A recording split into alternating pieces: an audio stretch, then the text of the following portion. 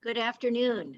It is great to see you. I'm glad that you're giving this another chance because I know that last week there was some frustration with the breakouts and some people just kind of threw up their hands. So welcome back. Kyle is a dynamo. I just had lunch with him and we just had so much to talk about. And he is a great listener. So he comes to you he was a professor of church leadership at Western Theological Seminary until just recently. He has a BA from Augustana College and a Master's of Divinity from North Park Theological Seminary, and he has a PhD from Luther Seminary. At Western Theological, he was the Dean of Formation and Professor of Leadership for 9 years. He is currently leaving us to move to South Carolina, where he will be the director of the Center for Leadership and Organizations at Anderson, South Carolina, and he will be a professor there. He is, and he has said, part of his motivation is that he cares deeply about the students that are put in front of him, their faith experience when they come to him, and getting a job when they leave their education. He's fun loving. Kyle just loves to put a happy twist on things. And one of the things he said is that the new job that he's taking right now, one of the challenges is to see if you can put the word Jesus, justice, and money in a conversation for leaders. And so he is sitting in another room, kind of right behind me. He has a wonderful presentation today. And another thing that he said to me is we need to slow down enough to truly understand what someone else is saying. And in our society, that is a challenge. So I happily introduce you to wonderful, marvelous Kyle Small. Thank you, Jane. That was gracious and kind. Thank you so much. And playful, which I do appreciate. Well, friends, it's nice to meet you all by Zoom. I will hopefully, actually, I won't hopefully, I will get us through this. So there is 3 things I want you to know. First, the chat box is live. If you have questions at any time during the conversation today, please feel free to put them in the chat box. Towards the end of our conversation today, we'll actually have an open conversation where you can either type your responses or share them out loud. It's up to you. But as I talk, you might have questions, and feel free to type them in and let them be known. And I will monitor them, as will Susan and Jane. And so if we want to interrupt the kind of flow, we'll answer your questions. Otherwise, I promise to get to them as we go. Second is, if you're all on mute, thank you very much. Like Susan says, if you're willing to have your video on, great. If not, know that I'm thinking about you by your name. In either way is fine. The final thing is this, and Jane filled me in on technical difficulties last time. And I said, I want to get us through it this time. There is a point where we will go into pairs, and it will be automatic. You shouldn't have to touch anything. You will just be sent. If at any point that doesn't work, I have multiple other options and we can punt. So please, if you get frustrated with the technology, stick with us, stay with the group, and we're gonna make it work. So that's my promise to you. Otherwise, I think we can get started. So I was a pastor for a long time, and supposedly pastors are supposed to be very good at listening. But the problem with being a pastor is I was also a human at the very same time, as are most pastors that I know. And so there were times where I'd be in a conversation with a parishioner or a congregant, either in a hospital or at their home or even on a Sunday morning. And I would find that instead of listening to them talking, And I'm sure none of you have ever had this problem. But instead of listening to them talk, I was thinking, what am I going to say in response? Um, uh, I think it's Linway 52. I appreciate your active response. That helps me know. So keep nodding or disagreeing. Either way is great. But I realized I was so interested in how I was gonna respond, and not wanting to forget what I wanted to say, that I would often miss the second half of what they were giving me. And I lacked what we called curiosity. While I was a pastor, I was also doing my PhD at Luther Seminary with a guy named Patrick Kiefert. And Patrick Kiefert is a gruff cowboy from South Dakota and Wyoming. I'll tell more stories about him later. But he wasn't always the best listener either. And he was getting interested in this question about what does it mean to lead and to listen well. As a pastor of people, I keep wondering not just how to lead, but how do we live and listen well? So today, I just want to invite us into a practice. We're going to try something. I'll tell you a few stories, then we'll practice something, and then we'll reflect on something. So that's the pattern of what's to come. But for those who like text, I'm going to put a definition in your chat box. For those who like to listen, I'll read it to you. Oh.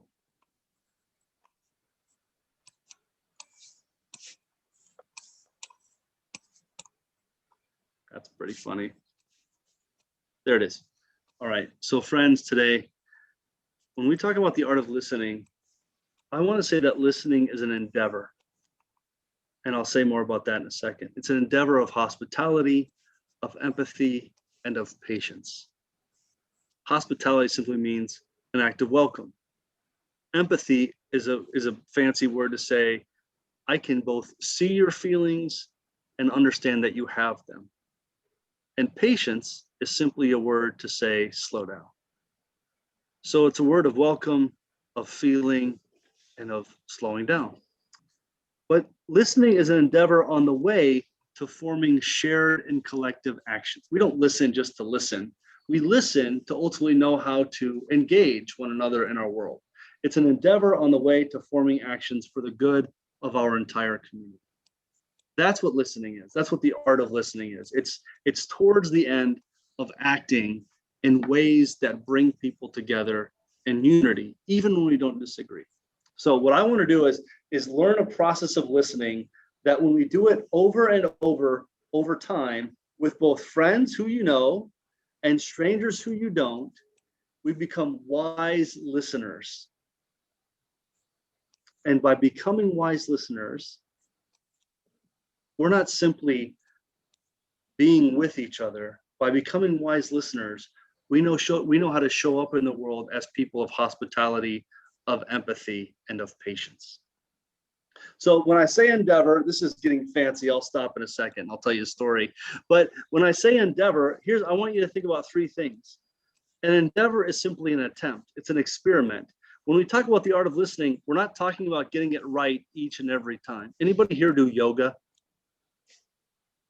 Everyone's like, I'm not going to admit that. If you do yoga, you'll notice that we talk about your practice. How was your practice today?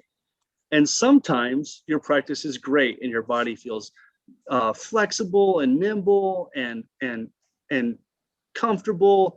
The next day you go back to yoga and your hips won't move but 10 degrees. At least that's what it's like for me. And so listening is a little bit like yoga. Some days we're going to show up with open ears and hear. Other days it's going to be a real struggle. So we're not trying to get it right. We're simply trying to practice. That's what we mean by endeavor. But as an endeavor, we're trying to do three things. First, suspend judgment, which means we listen open-handedly. We're going to suspend judgment. Secondly, we're going to suspend certainty and practice curiosity. That's open-hearted. Thirdly, we're going to suspend security and practice surprise. That's open-minded.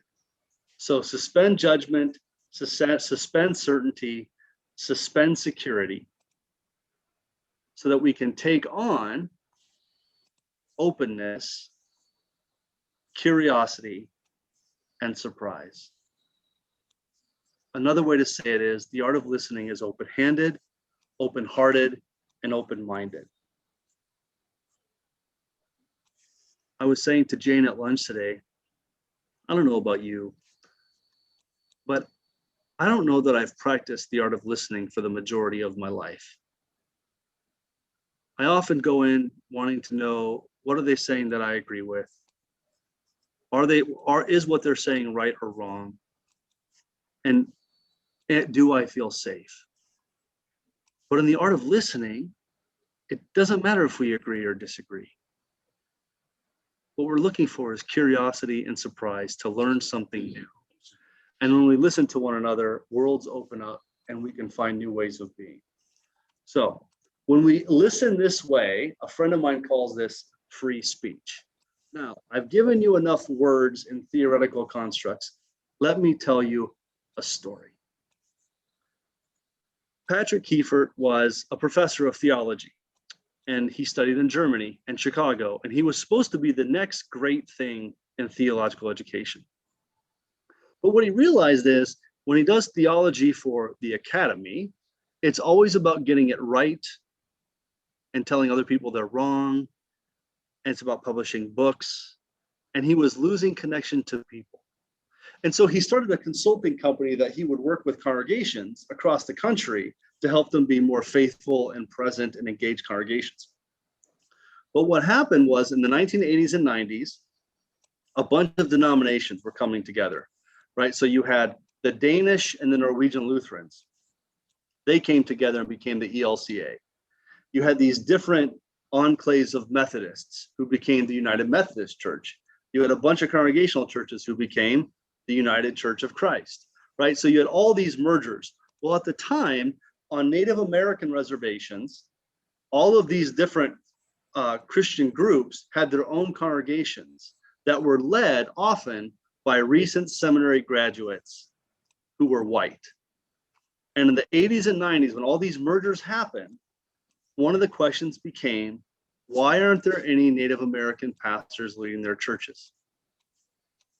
And so Patrick Kiefert was invited to Western South Dakota to consult, which meant at the time to fix these broken churches. And his job was to transition all these congregations from young white leaders to Native American leaders on the reservations. That's a pretty big task, not without its challenges, obviously.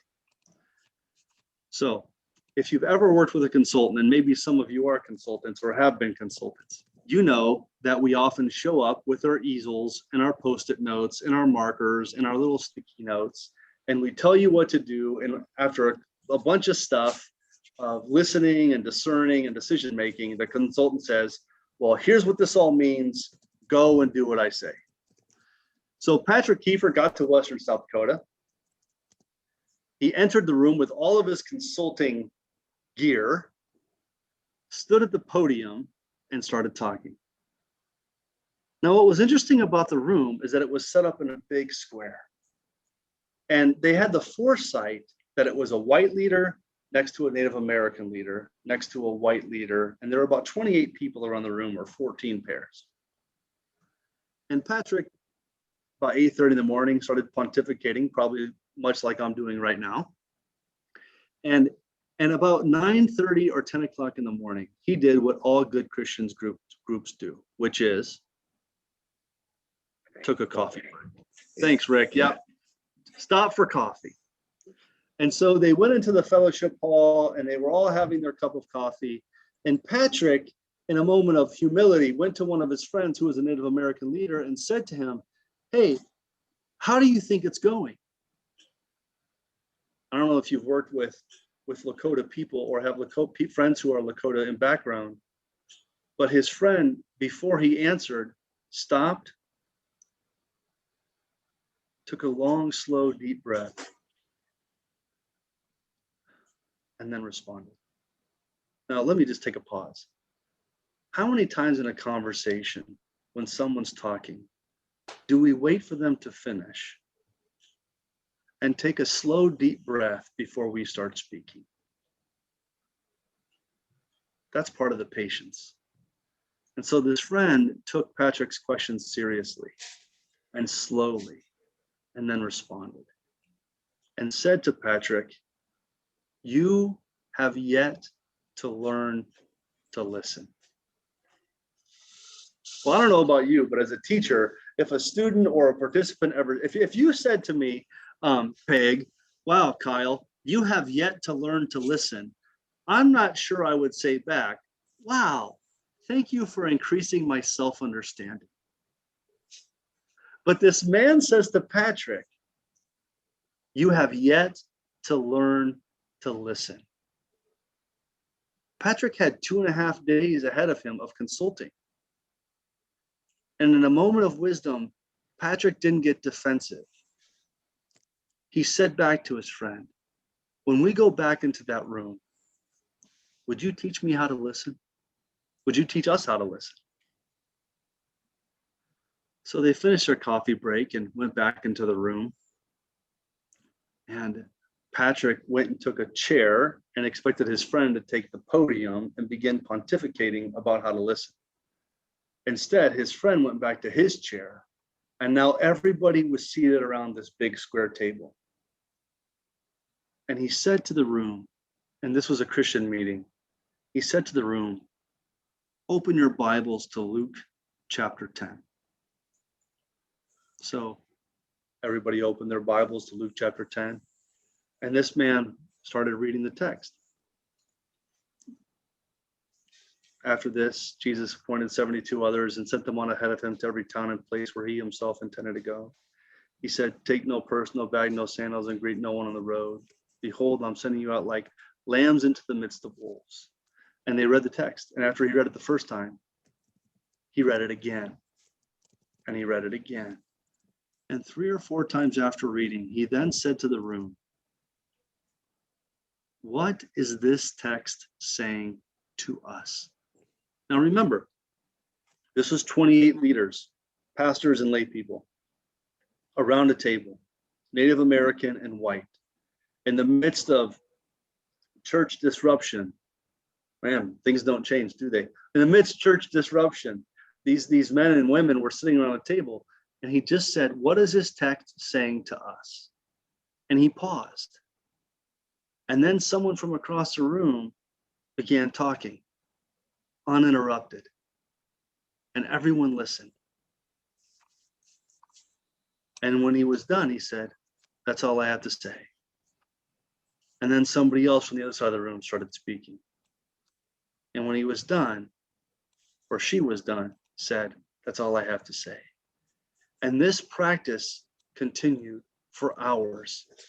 Each person responding to the very simple question, what is this text saying to us? And it was a powerful time. It was hours and hours of just listening without interruption. Each person having the practice of free speech, open-handed, open-hearted, open-minded, to say what they needed to say without fear that they were going to get it wrong or that someone was going to disagree. How often does that happen when we have conversations at our dinner tables or in our congregations, if you go to church or faith communities, at our business places? What would it look like to have the kind of patience to let people talk until they're done? So at the end of that, the day was done, and Patrick packed up all of his gear and went back to his hotel room and was trying to figure out, what am I supposed to do tomorrow? And as he was discerning what was going on, he said to himself, I think everything they need to make the transition from white to indigenous leadership was spoken today. All I need to do is give to them their words again. So he went through the day and remembered what was said, wrote it down, and he went back and he just gave them back their very own words. And then they had a plan, and it was their plan. It wasn't his plan. He didn't create anything. As a matter of fact, he wasn't sure he should get paid because they did all the work.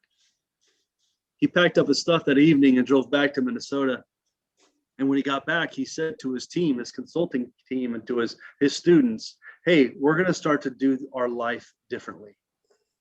And he began this practice of reading Luke chapter 10 with his staff and with his students every time they gathered together. When I met Patrick, he had been reading Luke chapter 10 every week for 10 years. That was in 2005. He is still reading Luke chapter 10 to this day. And as a matter of fact, since 2005, with my congregations, with my elders, and with my students at Western Seminary, we have read Luke chapter 10 every year, every week of every class. And you know what? The text is still speaking. Even more, students and congregants and elders who have not done the deep practice of listening, we're learning to listen each and every week again.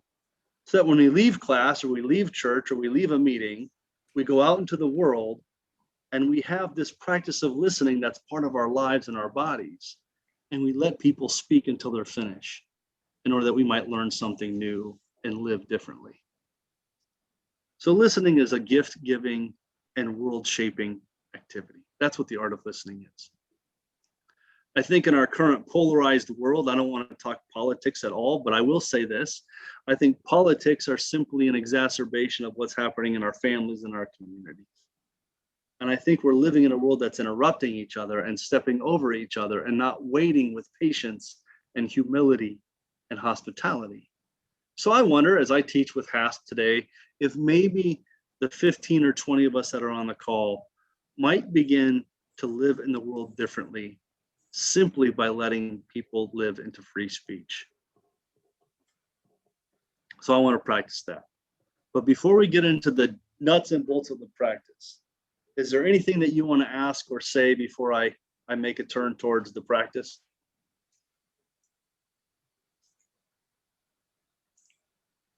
Kyle, I don't have anything that came directly to me, and I think you can see the chat as well, so I don't see anything else in there. All right. Well, thanks for listening to the story. I want us to pretty much do exactly what Patrick's friend did in Western South Dakota. I want us to practice the art of listening. So, because I don't know everyone's background, I'm going to use a poem today instead of scripture. What's important is that the practice of listening is a gift-giving practice. So we're going to do what I call dwelling in the word. Here's what's going to happen. I'm going to put a poem in the chat. You're going to read it quietly one time. And then I'm going to read it out loud a second time and a third time. All you have to do is receive it. You can listen with your eyes closed, your eyes open, however you want to listen, but I'm going to read the poem 2 or 3 times. Then I'm going to put you into pairs. And when you're in pairs, I'm going to ask the question, what is this text saying to us? So let's say that Teresa and Mary are in the same group. When you get into your pair, you're going to enter into what we call free speech. And so let's say that Teresa is going to go first. Teresa is going to respond to the question, what is the text saying to us? By the way, if that question's too abstract, I have a second question for you. If you could ask this text anything, what would you ask? So what is this text saying to us? And if Susan, you want to type that into the chat, that'd be great. What is this text saying to us? Or if you don't like that question, what questions would you ask?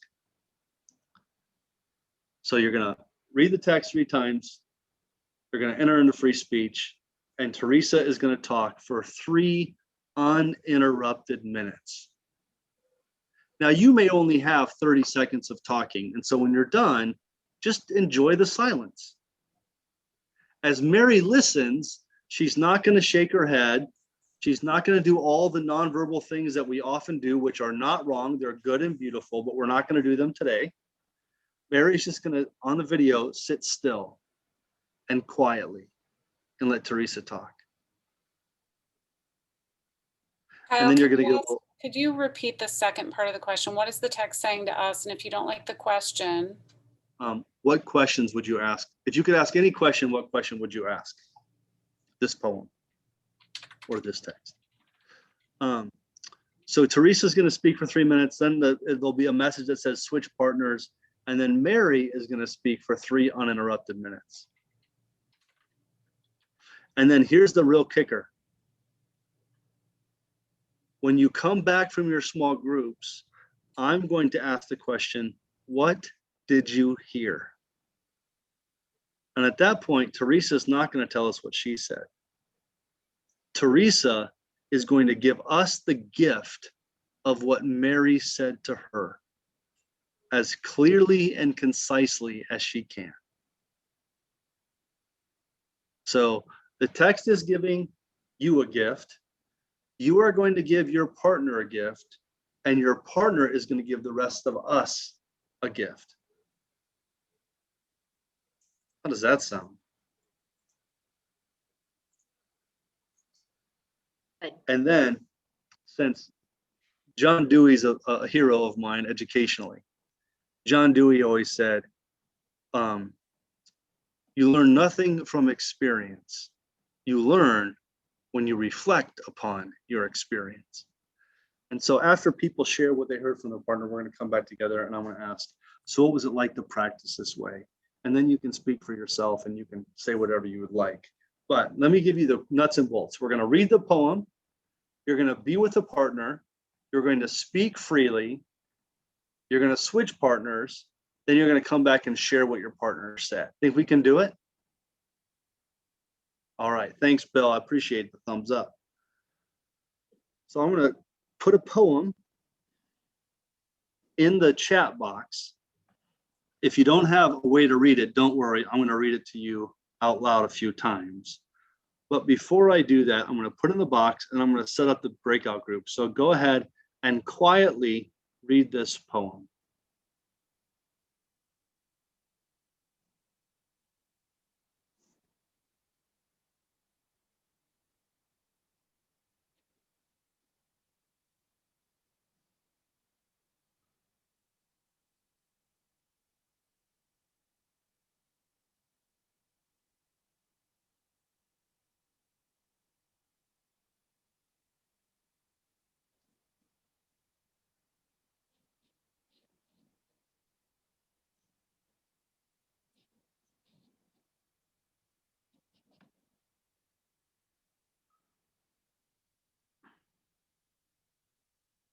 All right. Now, before I read it, I want to give you a little heads up.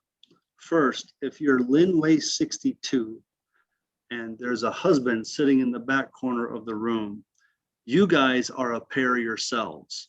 So you don't have to go to a breakout room. You get to talk to each other. Okay. Any questions? Go ahead, say to someone. I could not see the poem. No, I couldn't either. No problem. Go ahead. I'm going to read it a few times so you can hear it. Okay. This is a poem by Mary Oliver called Wild Geese. So all you have to do is listen. There's no right or wrong in this. There's no agree or disagree. You're going to listen and you're going to wonder. As a group of senior professionals retired, what is this poem saying to us? Not to me, but you're going to be bold enough to wonder, what is it saying to us? That's a harder task. But let me read it a few times. You do not have to be good.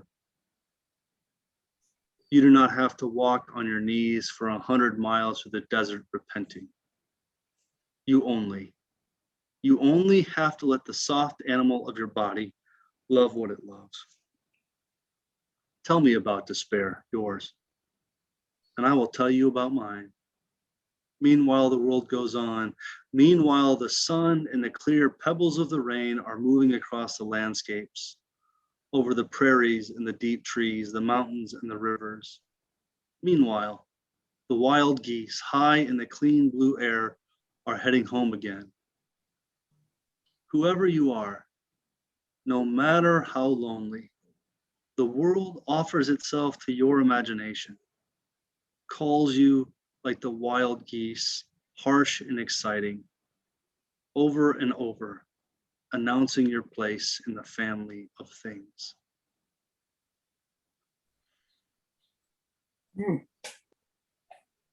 You do not have to be good. You do not have to walk on your knees for 100 miles through the desert repenting. You only have to let the soft animal of your body love what it loves. Tell me about despair, yours, and I will tell you mine.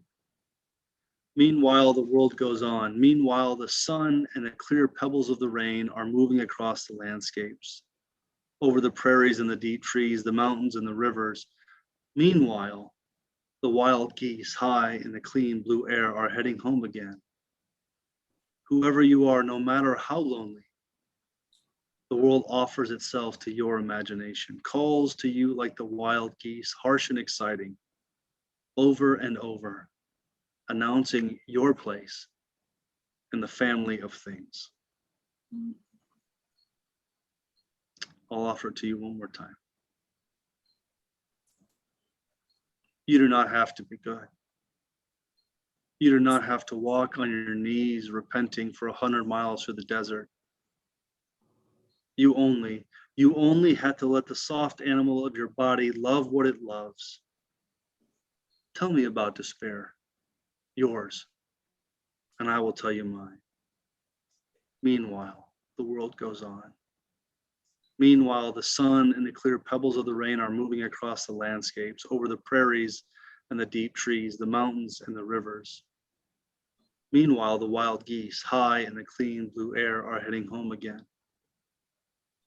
Whoever you are, no matter how lonely, the world offers itself to your imagination, calls to you like the wild geese, harsh and exciting, over and over announcing your place in the family of things.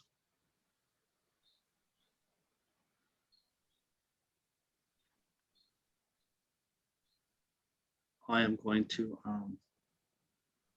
relocate you to breakout rooms. Um,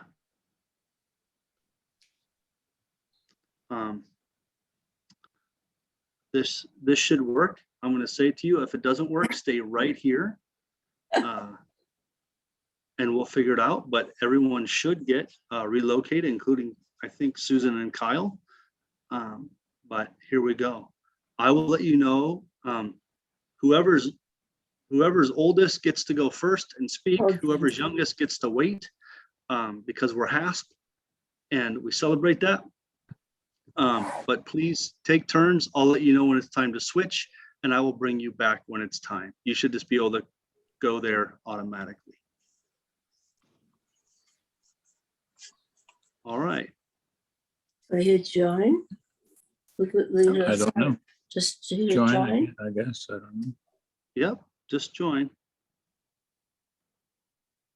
Wow, everybody went. Nice job.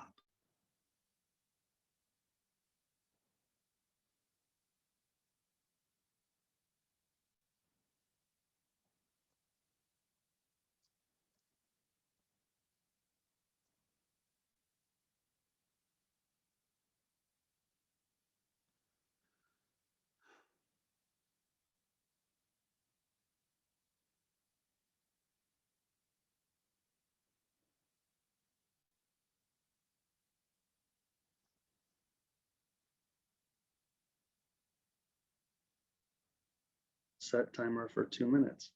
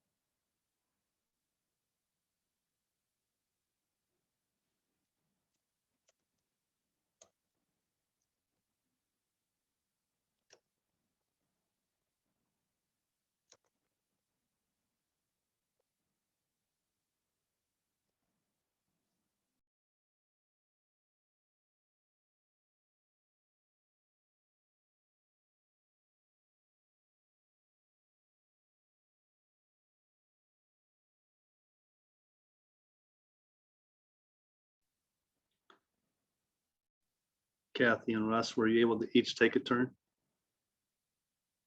Great. Welcome back.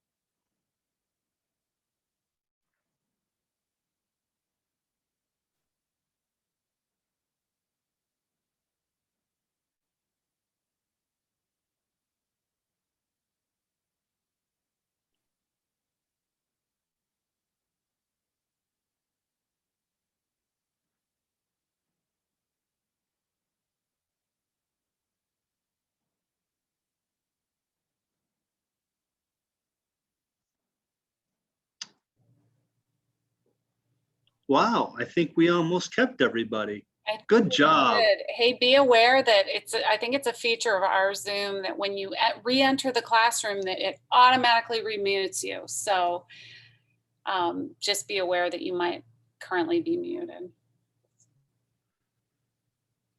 Well, welcome back. This is the big practice, which is offering to us what you receive. And so, again, don't offer what you said, but offer what your partner said. And the hope, the way in which we know we listened well is if Connie gives us what her partner says, her partner will be feeling internally, wow, thank you. So what did you hear?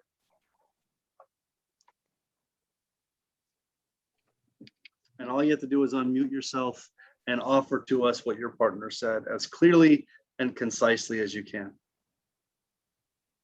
Grandchildren. Or maybe Thank you, it's Russ. great-grandchildren. Thank you. What else did you hear? Go ahead, Bill. My partner was Peg Van Grau, and she was very articulate. And she said things like this was a spiritual text. It showed a lot of humility. It was acceptance of who I am and where I fit in the world. There was affirmation. There was an encouragement to pursue our place in life, and that no matter how we might feel about ourselves, life will go on. And she thought it was especially apropos for this time of just coming out of the COVID quarantine, and she found the text to be exciting, reassuring, and timely. Thanks, Bill. Somebody else was that you, Jane, that had your mic off?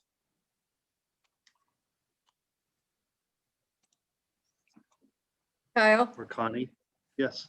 I could respond because I also was a partner with Bill Bredemeyer, and I didn't give him much time. I thought we were supposed to use 3 minutes of talking or listening. So what I heard him say, though, was that as a mentor of young men, he has used the essence of this poem to help them to realize that they do not need to earn God's favor, that they can rest as his child, that to repent, to suffer, to exchange despair with one another is the essence of that poem to share, to listen to, experience. Thank you, Peg. Connie. Yes, my partner was Jane Lindemuth. And Jane began by reading the poem, which was good to orient again to those words. And she said the first part of the poem was a message that we hear over and over as we develop, and that we're not right the way we are. There are things we need to improve, that we need to toe the line. That's a message that we receive over and over again. So the rest of the poem becomes a benediction that that this life is a gift to embrace, and it is ours to embrace. And she also referenced that the wild geese are not burdened. There's just joy and their movement in the physical world, and they're able to be free. And that's for us to share as well. Connie.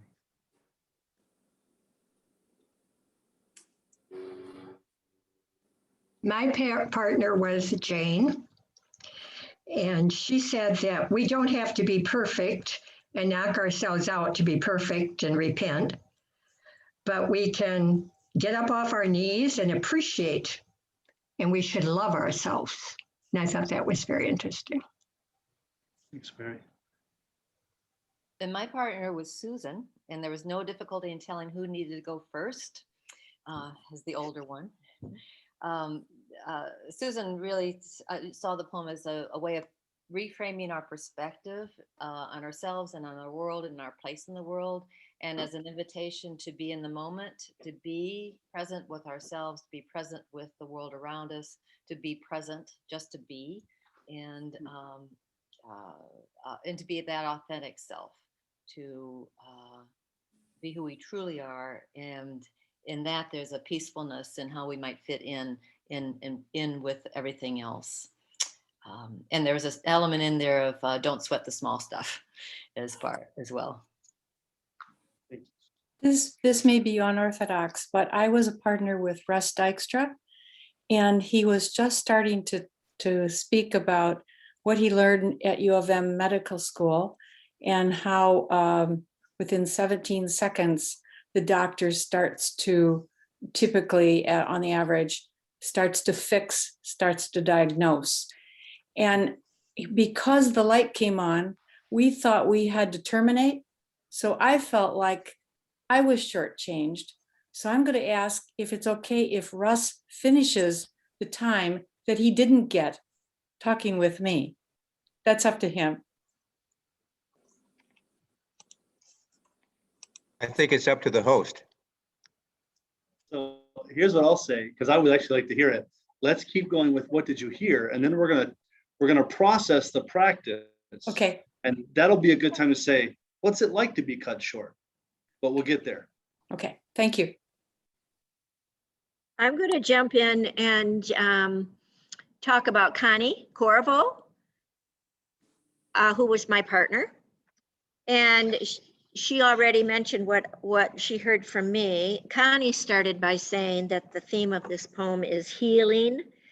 And she talks about the universal experience that we've all had because of the pandemic, and that we're all trying to find words and places and people to provide comfort for us. And the message of paying attention to the physical world, and that we are all children of the universe, and we all have a right to be here. And though each day may be different, we need to enjoy the comfort of the days that we have and the days that we are here to live them. This is Teresa. I shared the time with Mary, and I think what I heard her say was that as we go through life, there are ups and downs. We'll have good times and bad, and it's all right to reach out to others for support. but to keep in mind for ourselves to recognize that the geese overhead symbolize that there's order in the universe, that the world continues to happen, even though we down below are maybe having some difficulties.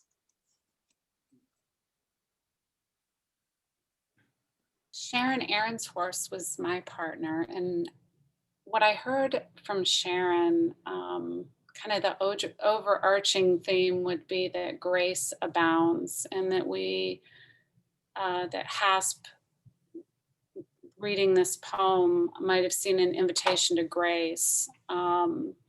Some of the things that she pointed out is for us to let down our expectations, to love who we are honestly, be present, an invitation to be real. I heard Sharon use the word invitation many times. And let's see, an invitation to receive gifts, and not to be caught up in perfection. And that this is an invitation that Mary Oliver gave us to kind of be present in the world and enjoy all that it has to offer.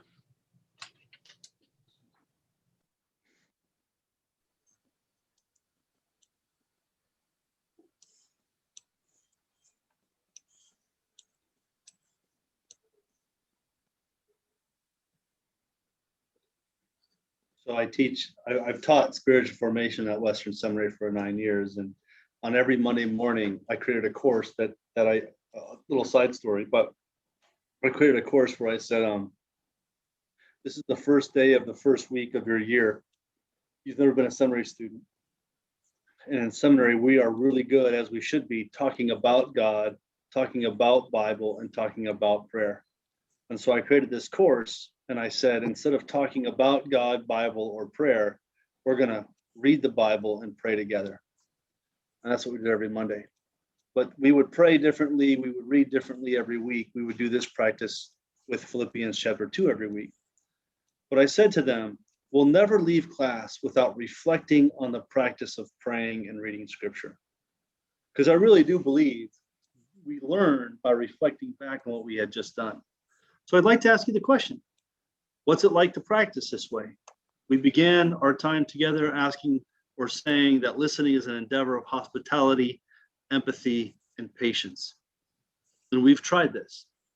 So as we did this practice of reading the poem and listening to the poem and listening to our partner and offering it back, what is it like to practice this way, to listen this way? And now you don't have to speak for your partner, you can speak for yourself. Or if you'd like to make up an answer for Bill, he's happy to receive it. But please, when you're ready, unmute yourself. And Kathy and Russ, feel free to have a conversation together. But what is it like to listen this way, to practice this way? What I heard from Kathy reminds me that sometimes what we hear calls for some refinement in what we are hearing. I attended the Michigan State University College of Human Medicine, and they taught me that a physician will listen to a patient for 17 seconds before they interrupt with a question, but that it took only 30 seconds to listen to the whole story, eliminating the need for most of those questions. That's really helpful. Listening. Yeah. Thank you. Thank you. Thank you, Kathy.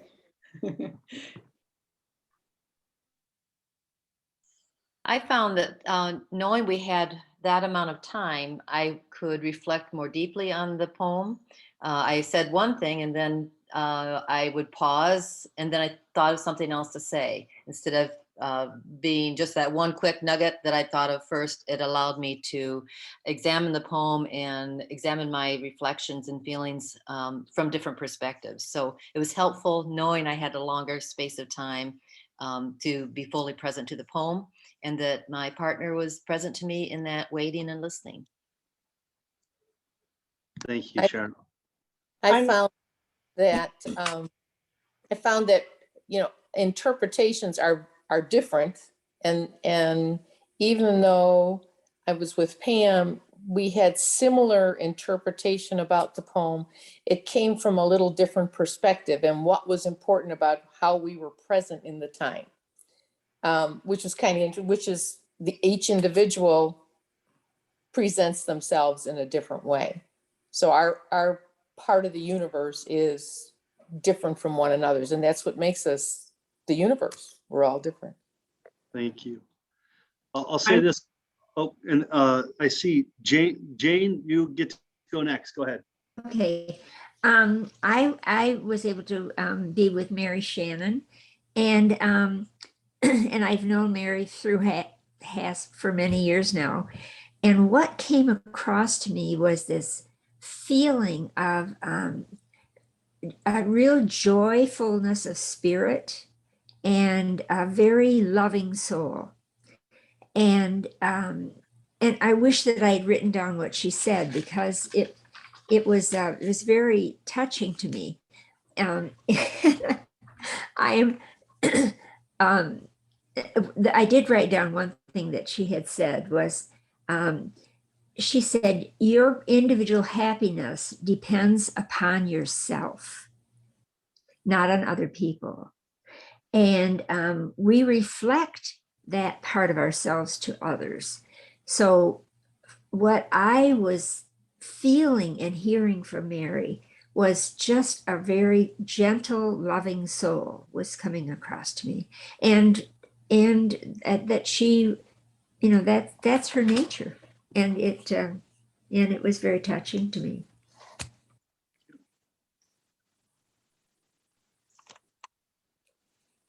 I'm feeling that Judy Smith was my partner, and she gifted me with the acceptance of that she is who she is, and that's enough. And no matter what road we travel, the poem called to her that we're called to be together. And I'm feeling that because I didn't speak up earlier, that I somehow cheated her out of her gift. But I appreciate it, and she said that life is has the way of doing what it does, and that we have obstacles sometimes, and this was my obstacle right now, was to make sure that I reflected her gift. Thank you. I was with Jackie Rosenbaum, and three things that she said really spoke to me as to what this said: acceptance, lack of judgment, and permission. Permission to be what we are, acceptance of what is without any judgment, and also looking at the world through imagination and through widen your horizons of seeing things. And I thought that was very well done. I would have appreciated the poem so we could have read it. We went into the chat room, but we only had a blank page. Did some of you have the poem to reflect as you met?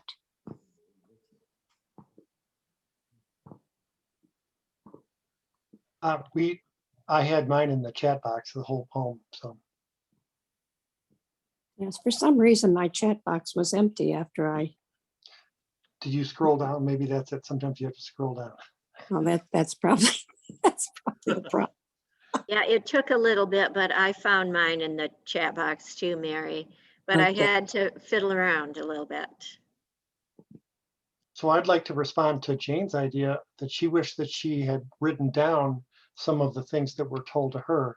And when I was speaking with Peg, I was scribbling. She's very soft-spoken, but very profound, and has a pretty interesting discernment of what the text, I think, was talking about. So I was scribbling like mad, and I was wondering, am I paying close enough attention and looking at her on the screen rather than looking down at my pad of paper as I'm putting down profound note after profound note of what she was sharing. So I'm hoping that would have felt like I was listening, as I was trying to, but I couldn't really look her in the eyes, because I was scribbling on my paper. When we teach this as a spiritual practice, I say this, and this is true regardless of scripture or a poem. This practice, the art of listening, is really a gift of grace. And the hard thing about a gift of grace is you can't get it right or wrong. It's a gift. And so as I teach this to students and as I offer this to you today, Bill, it's right. There really is a deep desire to know what Jane said and not to forget. So we write it down. That's beautiful, and keep doing that. Over time, as we learn this practice, what I often say to people is let go capturing every word. Let go of getting it right. And just try to be present, knowing that whatever Jane gives you will be a gift in your body that can never be taken away. And so then we start to just hold the energy of one another rather than the exactness. And that's hard to learn because I think an act of care is to get it right, to be precise. We don't have to forget that. But in this practice of listening over time, we're trying to let all the noise of our body settle down into our feet so that our hands and our heart and our mind are present to one another. And that's going to take a lot of practice. This one HASP class is a beginning. It's not like, oh, I've got this figured out, so I can move on to something else. But so, Bill, I appreciate you saying that you write stuff down, because I think that's a pretty common first step. I encourage us over time, like 6, 9, 12 months, if we can keep doing this, do it at your dinner tables, do it with your best friend. If you have a spouse, do it with your spouse or your children and grandchildren, and just sit down with something in between you, scripture or a poem, and do this. And then a year from now, look back and say, what is my presence like with someone at lunch? What is my presence like with someone at church? And what is my presence like with someone I love? Is it calmer, quieter, and more present? Is it like the story I told about Patrick, where we get to a place in our bodies that when someone's talking, if Jane is talking to me, I let her finish to the point that I take a long, deep, slow breath so her words sink in. And only then do I respond. That's really that's the embodiment of this experiment, is to get to a place of slowness. I want to tell one quick story. Sharon, you said, knowing I had these 3 minutes gave me some freedom and permission, if I heard you right, that it wasn't like, oh, I have to get my thought out before I get interrupted. It was, I can give a thought, then I can give another thought. My wife was also a pastor. She just left Fellowship Church so we can move to South Carolina. Thanks be to God to her. But we were doing marriage counseling about 15 years ago with a couple, and they were done. Their marriage was over. And so, that's when you come to your pastor. And they really were done, and they just wanted our permission to be done. And I thought we were going to give it to them, sadly. And as I started listening, I watched the husband not say a word. In the meantime, Lindsay and I and the woman, we had plenty to say, plenty to ask, and he just sat there quietly. And in a rare moment of wisdom, I said, hey, we'll say his name was Steve. I said, we're going to give Steve 15 uninterrupted minutes to talk. And if he doesn't say a word for 15 minutes, that is his prerogative. But if he starts talking and goes beyond the 15 minutes, we're going to sit and wait till he's done. So we sat there in silence. 12 minutes of silence later, which felt to me like 15 years. And I thought, this was the dumbest idea I've ever had. 12 minutes in, he began to talk. And he talked for 15 or 20 minutes, uninterrupted. He wasn't mean, he wasn't hurtful, but there were buckets and buckets of stuff that he had never said out loud. And when he said them out loud, at the end, his wife said, I never knew that. I never knew that. And he said, because nobody gives me enough space to let you know. That was a long time ago, at least 12 years ago. They're still married. And it's just, for me, it was like, all it took was letting you talk for 20 minutes. but it created understanding and clarity, a little bit like I think what we experience even in these short, brief 3 minutes. And so, Sharon, I think you're right. How do we live a life that gives people ample enough space to be seen and known and understood? That's part of the art of listening. What else is it like to practice this way?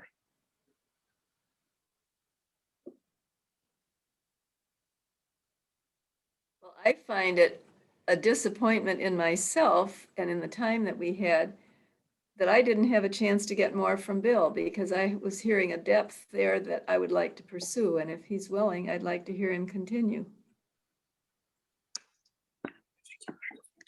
My only response to that, Peg, is you do not have to be good. Yeah. You do not have to walk through the desert 1,000 miles repenting. I'd like to say something. I apparently was on mute, so I was inhibited so much by the technology. That's still, my husband is here just helping me to maneuver.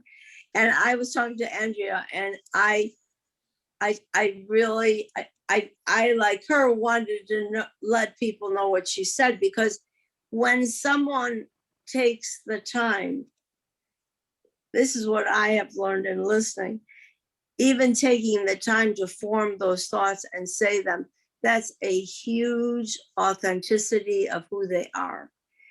And there should always be that respect in the fact that they took the time to say it, rather than to be just say nothing. But this little gal, she just said some beautiful things about the fact that it's it's not who I am, but that I am accepted to be myself. I don't have to prove anything to anyone else.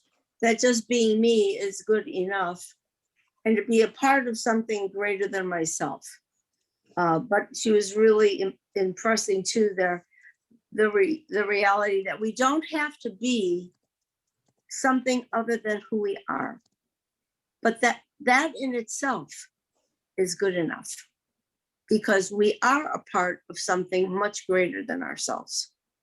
So I just wanted to give credence there, but it's hard with the technology. But we used to do a practice too in spiritual direction when I took that course over at Mary Free, but not Mary, the Medican Center. And one of the things that we did is we practiced the silence of 5 minutes. And when you were saying that about the gentleman who took 20 minutes, it just goes to show that we can't even understand the length of time. 1 minute can seem like an hour.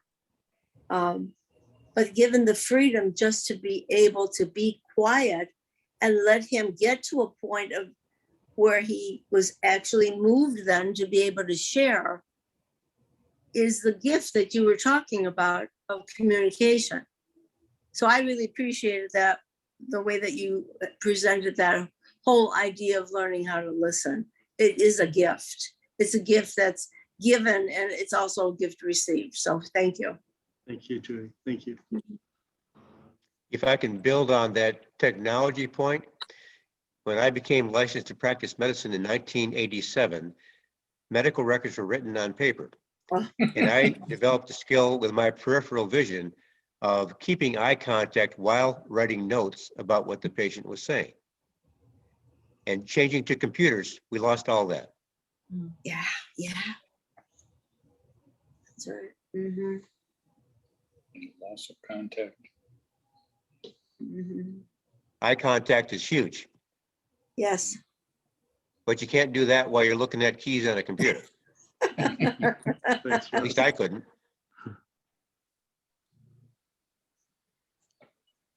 I would like to share what Mary spoke about in our twosome. I felt like a lot of our feelings, a lot of what we got out of the poem was very similar, although different words. She said that the past doesn't matter.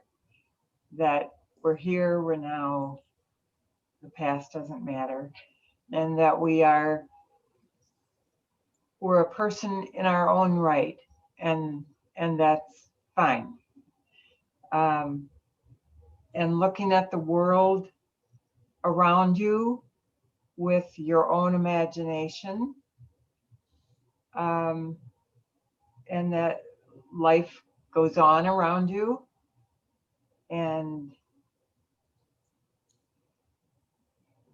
you can make it what you want.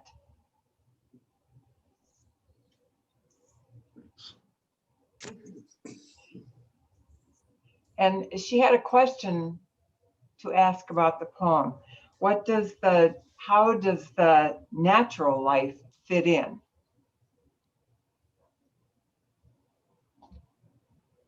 Thank you. Mhm.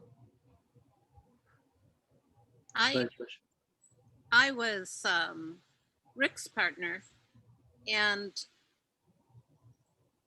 I found that it was hard for me just to listen and not ask questions, just to give him freedom to say what he wanted to say and not want to have a clarification or something. But what I did take from what he said was he had some instances of things that had happened to him recently that he tied into the poem. And he was saying that we all have our own value and our own place in our life now. So one of the stories was about a woman who had to have her driver's license or car keys taken away from her at, I don't know, 100 or 101, and she was not happy about this.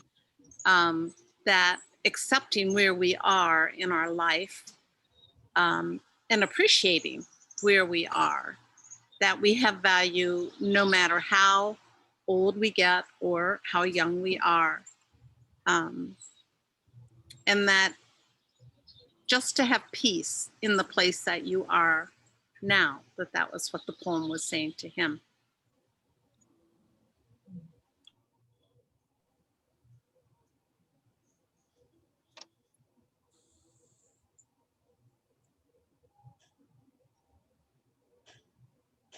Well, I want to encourage us to try something. It's one thing to do this. Often when I teach this, instead of saying you're going to get with a partner, I say you're going to get with a relatively friendly stranger. Isn't that a great phrase? I borrow that, but a relatively friendly stranger. And what's amazing is if you meet each other today on the street, or if you've been married to someone for 100 years, everyone is a relatively friendly stranger. Because we ourselves don't fully know ourselves. We're even partly stranger to ourselves. And so a friendly stranger is to recognize that which you don't know about somebody does not make them an enemy. It doesn't disregard the fact that they could still be friends. So a relatively friendly stranger is this optimistic view that we don't know ourselves fully, and we don't know you fully. And so there's a friendly strangerliness about ourselves when we get together. For me, that creates curiosity and openness rather than fear and suspicion. So what I'd like to say is today we got together with relatively friendly strangers over Zoom. People, most of us at least, weren't together before this class started, and we won't be together after this class is over. But tonight you might have dinner with a friend or a family member or a spouse. And I'm wondering what it would look like to try to do this practice with someone you know well, and to see how hard it is not to interrupt, not to disconnect, not to disengage, but to stay present in the same eye contact focused way that you did today. To give each other, even set a timer for 3 minutes. And you may not have a poem, you may just have to ask the question, tell me about your day today. And set a timer and just see what happens in a space of time when someone like Sharon said, doesn't feel rushed to get their word out before somebody else takes over. I was telling Jane at lunch today, I have a 12-year-old daughter who is tenacious. She challenges my discipleship every day, and I love her. And everybody in my home would say she's my favorite kid, and they're probably not wrong, though I don't have favorites, but let's be honest. But there are times where she will say, "Are you listening to me, Dad?" And I'll say, "Yes." And then I'll look down at the floor and she'll say, "You're not listening." And I find that this practice that I teach hundreds, if not thousands of people, is still extremely difficult to practice when I need to. And so there are times that I just need to say to myself, nothing else in the world matters except for whatever Madeline has to say. And Madeline is actually the kind of person who can be a challenge for me to listen to. And she's the friendly stranger who's also the biggest gift to help me learn the art of listening. Patience, hospitality, empathy. So I give you this practice today. I hope it's a gift. If it's a gift to you, then give it away to everybody you know. Try it out. If it's not a gift to you, when you hang up your computer today, don't ever do it again. But my hope is that it was a gift to you, a practice that you can try again, either using Mary Oliver's poem, using Luke chapter 10 or Philippians 2, or even just a question from your day. I want to thank you. I think what HASP is doing is fantastic. Thanks for letting me participate with you. Are there any closing comments or questions? I see a hand from Sharon and James and Peg. As you were talking about perfectly friendly stranger, I was thinking back to a course that we had in HASP that Ann McKnight taught us on restorative circles.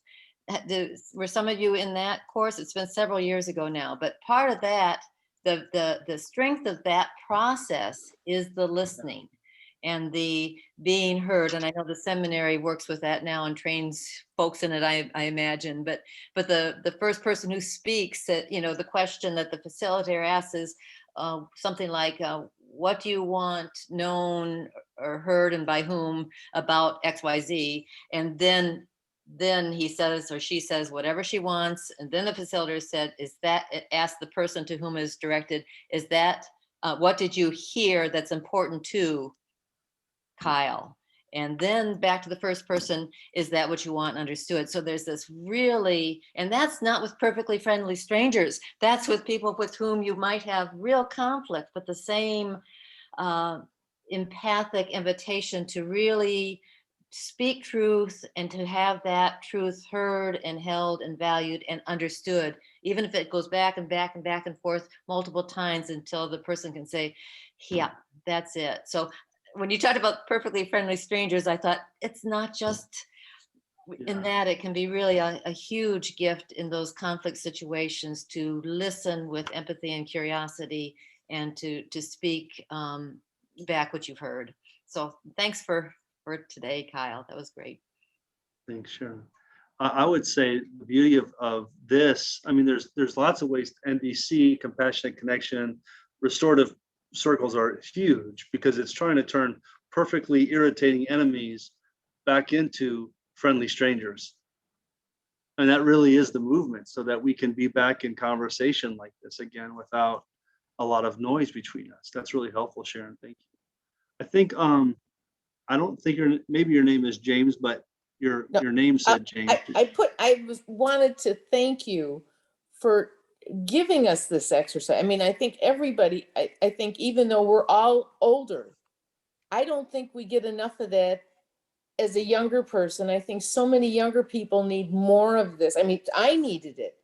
Just a reminder of how to be with people, just to be with people. And to see and to hear what they have to say. That is a gift. Yeah, as you said, it is a gift. And the more you think about it, the more you're willing to do it. Yeah. Peg, I think you were going to say something. Did I lose you? Hope you're on mute, Peg. Sorry about that. I would like to think that we could get a copy of this poem. And if Susan can get it on email so that we can make a copy. I would appreciate that. And I also would like to just thank you very much for bringing in a short time such a wealth of promise and help. Thanks, Peg. Sorry you're leaving us. The bigger loss is that I'm taking my wife with me. She's way more likable than me. I'd love to hear more from you, so I don't know about her. She must be really amazing. Thanks, Peg. She is dynamite. Well, I'm going to say too, as the facilitator today, that Kyle, you are a breath of wonderful fresh air. And I love how you are just so easily are able to use examples and tell us stories and give us exercises to do. And again, for those of you who came back this week and tried the technology again, thank you so much. And I think it went well today. And something that I'm going to go back to Trish, who said when she was listening, you know, it's like, oh, I just want to ask a question. Oh, I want to interrupt. Oh, I want to say. And then for us to just sit back, we learned so much from each other. I mean, the way that you reported about the poem, there were beautiful things said that I wouldn't have heard if I hadn't been listening to what you had to say about the poem. And oftentimes, and Kyle, you've probably used this, but people will say, I heard you say such and such a thing. Is that what you meant? And just to be cognizant of the art of listening, which is what we're all trying to do. And thank you for your nice comments, participants. Thank you. Thank you for being here. I'm not closing us out. I'm just putting in my 2 cents. Well, we got a day without rain, and so I'm thankful. I hope that everybody gets outside and breathes a little bit of it in. And maybe I'll just finish this way. It's 4th of July weekend. There's going to be lots of people in and out of our lives. And whether you do this as an intentional practice with the poem, or you simply try to quiet yourself with hospitality, empathy, and patience, to listen to someone, to take a breath before you start speaking, and just see what happens to your own heart language, to your own anxiety. See if it dissipates. That's really the hope I have. I think in a place today where there's unnecessary conflict, there are these little practices that we can try to be a place of peace, even if for 2 minutes a day, in order to announce to others their family, their place in the family of things. So thank you all for being here. Susan, I don't know if you have closing announcements or not, but I just want to say one last time, thank you. No, and thank you as well. We appreciate your time. We appreciate the gift that you gave us today. And if anybody can either unmute, just give a virtual round of applause. We appreciate you, and we wish you the best in your transition with your family to South Carolina. We'll see you soon. Bye, everyone. Have a great afternoon. Bye-bye. Thank you. Thank you.